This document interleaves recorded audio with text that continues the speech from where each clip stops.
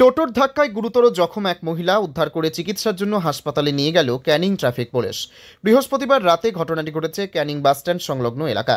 জখম মহিলার নাম নমিতা পাহাড়ি, তার বাড়ি বাসন্তী থানার অন্তর্গত নারায়ণতলার কুলতলি এলাকায়। স্থানীয় সূত্রে জানা গিয়েছে ওই মহিলা এদিন রাতে কলকাতা থেকে ফিরে ক্যানিং বাসস্ট্যান্ডে গাড়ি ধরার জন্য অপেক্ষা করছিলেন। সেই সময় একটি টোটো তাকে ধাক্কা মারলে গুরুতর জখম হয়ে রাস্তার ওপর পড়ে যায়। ঘটনায় মুহূর্তে ক্যানিং ট্রাফিক পুলিশ দৌড়ে আসে। তারা জখম মহিলাকে উদ্ধার করে চিকিৎসার জন্য তড়িঘড়ি ক্যানিং মহকুমা হাসপাতালে নিয়ে যায়।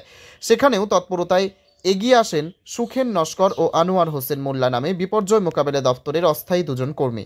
তারাও জখম মহিলাকে সাহায্যের হাত বাড়িয়ে দেয়। বর্তমানে ওই মহিলা ক্যানিং মহকুমা হাসপাতালে আশঙ্কাজনক অবস্থায় চিকিৎসাধীন রয়েছে।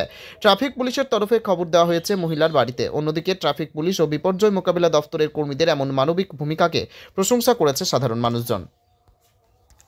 কিসে ধাক্কা মেরেছে? কিসে? আপনি কি টোটোতে ছিলেন? হেঁটে যাচ্ছিলেন? কোথায় মেরেছে ধাক্কাটা? জায়গাটা কোথায়? ব্রিজের কাছে? হ্যাঁ, স্টেডিয়াম। কি নাম আপনার? বাড়ি কোথায়? স্কুলের পাশে। সবিতা পাহাড়ি।